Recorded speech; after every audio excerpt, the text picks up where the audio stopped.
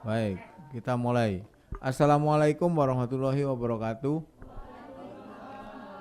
Selamat siang menjelang sore. Dari teman-teman ada yang perlu diumumkan terkait dengan penyelidikan dan penyidikan.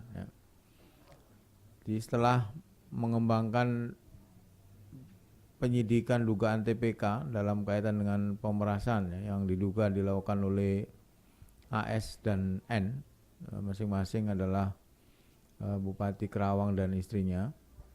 Penyidik telah menemukan bukti yang cukup yang kemudian menyimpulkan ada dugaan terjadi tindak pidana pencucian uang pada tersangka AS dan dan N diduga melanggar pasal 3 Undang-Undang Nomor 8 Tahun 2010 tentang pemberantasan dan pencegahan tindak pidana pencucian uang.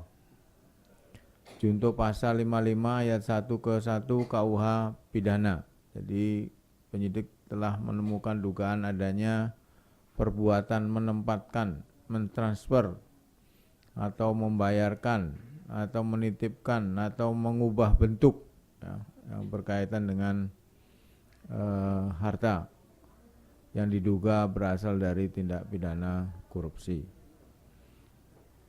Itu pengumuman yang perlu disampaikan ya. Ada pertanyaan terkait ini? Enggak ada ya?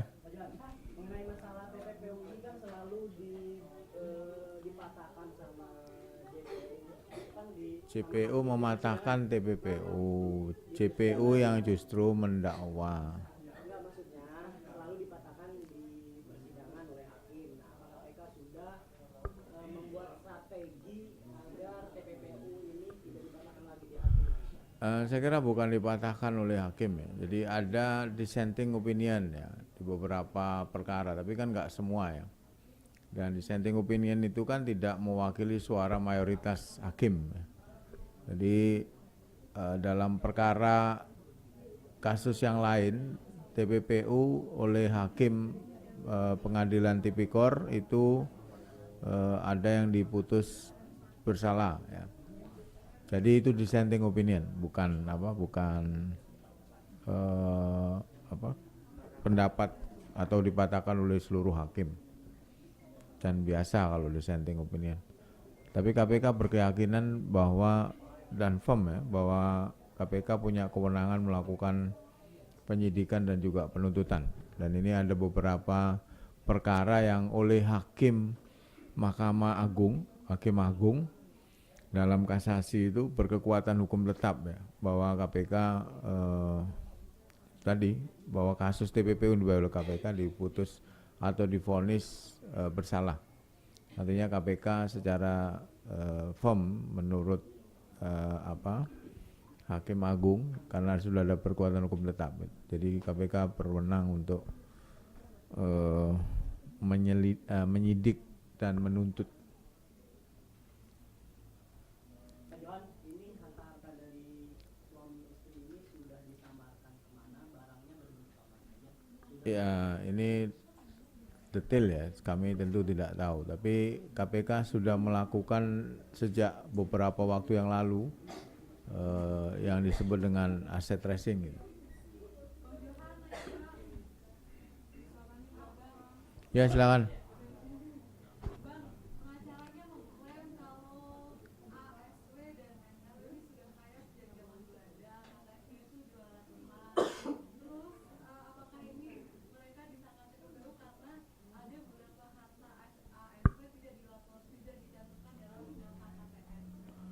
Kalau dari penelusuran KPK tentu ini berkaitan dengan adanya harta yang diduga berasal dari tindak pidana korupsi gitu, sehingga dia disangkakan TPPU ya.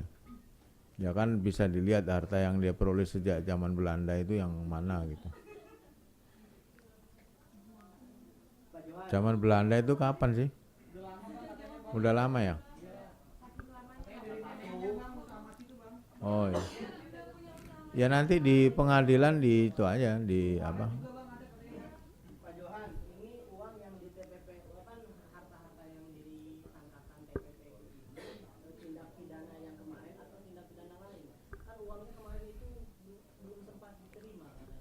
Ya, jadi kalau di Undang-Undang TPPU itu tidak perlu dibuktikan terlebih dahulu gitu ya. Jadi ketika kita mendapatkan indikasi ada dugaan TPK, kemudian dari hasil proses pengembangan, lalu aset tracing, kemudian ada unsur-unsur yang memenuhi tadi, yang apa, menempatkan, mentransfer, mengalihkan dan lain sebagainya. Ada lagi? Sudah berapa material yang ditransfer berupa uang? Material. Maksudnya gimana? Uang, maksudnya barang ya. Oh. Hartanya berapa, Pak? Ya ini belum detail lah kalau saya tahu. Tapi unsur-unsur tadi itu ini kan pakai atau ya, koma, menambahkan, mulai mengubah bentuk, menukarkan dengan mata uang atau surat berharga dan lain sebagainya. Oke. Mengenai update, jadi yang bisa dikonfirmasi karena kan masih siang ya tadi ya. Bentar. Kenapa?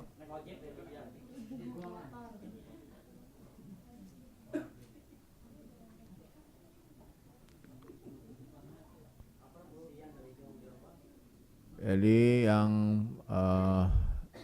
terkonfirmasi hadir ya, karena sampai siang ini yang terkonfirmasi hadir saja itu adalah Muhammad L. Idris dari PT DGI, saksi untuk tersangka RA, kemudian Titin Mariati dari swasta, ini untuk saksi SDA hadir. Kemudian untuk saksi SDA juga Suyatno, pegawai Kementerian Agama. Kemudian yang berapa ini ya, apa, perusahaan-perusahaan itu yang terkait dengan perkaranya MS itu berkaitan dengan ada dugaan bahwa ini merupakan perusahaan merupakan supplier ya.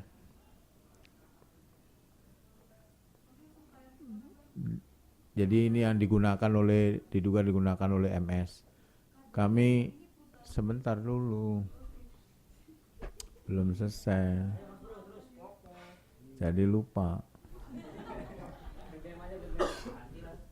Jadi kayak seperti apa PT Multi Dwi Karya, PT Rembang Jaya Utama dan lain sebagainya itu yang jumlahnya kurang lebih berapa itu? Enggak sampai 30%. 30.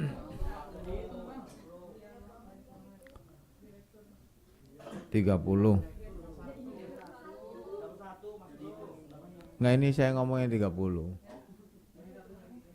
Itu merupakan apa, dalam kaitan dengan MS itu disebut supplier. Nah kita menduga bahwa perusahaan-perusahaan ini fiktif gitu.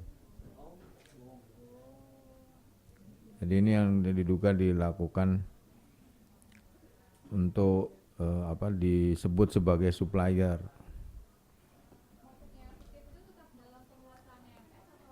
Enggak, jadi perusahaan ini ya ini apa, misalnya abal-abal gitu lah, kira-kira abal-abal. Tapi ini masih dugaan ya. Orang-orangnya yang 31. 30. Itu yang mana sih, Pak? Orang-orangnya gitu. Maksudnya yang mana gimana? Iya, orang-orangnya. Saya nggak tahu, Li. Beneran. Baju apa gitu. Lemana saya mana nungguin di depan lu kan. Pekerjaan juru bicara itu nggak nongkrong di depan lihat orang datang, Pali. Banyak. Oh gitu ya.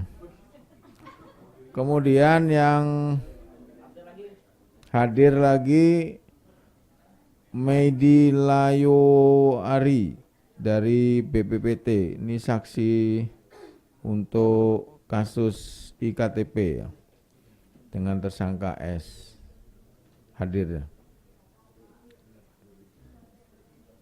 Itu yang udah apa, yang belum itu belum berarti dia nggak hadir ya, jadi harus dikonfirmasi lagi. Oh, ini masih ada lagi nih. Untung Prabowo dari Tunas Cipta Manunggal untuk tersangka MS hadir. Kemudian Sumber Metal Spesialis untuk tersangka MS hadir.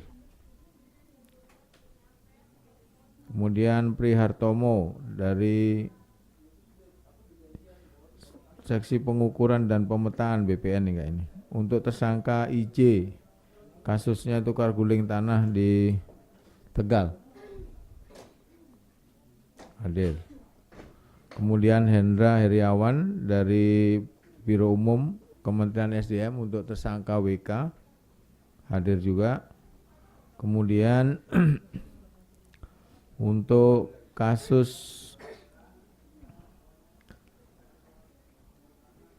KCK, ini ada saksi Aryadi Kumala, hadir dari swasta ya. Kemudian untuk kasus ME, Lia Tritirtasari, kasus terkait dengan merintangi proses penyidikan persidangan, memberikan keterangan tidak benar pada persidangan M. Akhil Mukhtar, untuk tersangka ME hadir. Kemudian Agus Budi Hartomo dari Kementerian Perhubungan untuk tersangka BRK hadir. Kemudian Wahyu Satrio Utomo dari BPSDM Perhubungan hadir juga. Kemudian untuk tersangka SBG ada Yan Ahmad Sweb dari PT Darat Transindo. Kemudian untuk AS dan N, hari ini ada Ahyar Ruhyat dari PT Kehin Indonesia, Kadijasa Budi Saleh Notaris, hadir dua-duanya. Kemudian Abdul Kohar dari Dinas Pertanian Bogor untuk tersangka KCK kasus tukar menukar kawasan hutan, hadir. Kemudian Unang Sunarto, PNS di Bogor, untuk KCK juga hadir. Ini lagi Kus Permanto, Kepala Dinas SDM Bogor, hadir. Ridwan Fikri, PT Batu Putih Properti, hadir.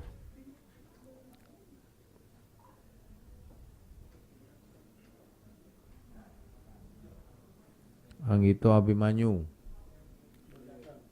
untuk dugaan TPK penyelenggaraan ibadah haji untuk tersangka SDA. Tadi sih belum, sekarang udah ya.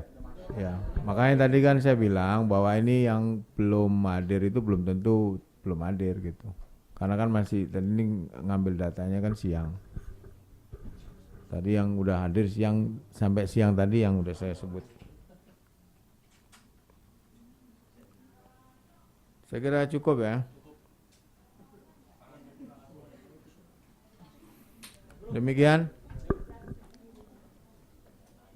update kita hari ini. Kita tutup dengan mengucapkan Assalamualaikum warahmatullahi wabarakatuh. Alhamdulillah Rabbil alamin.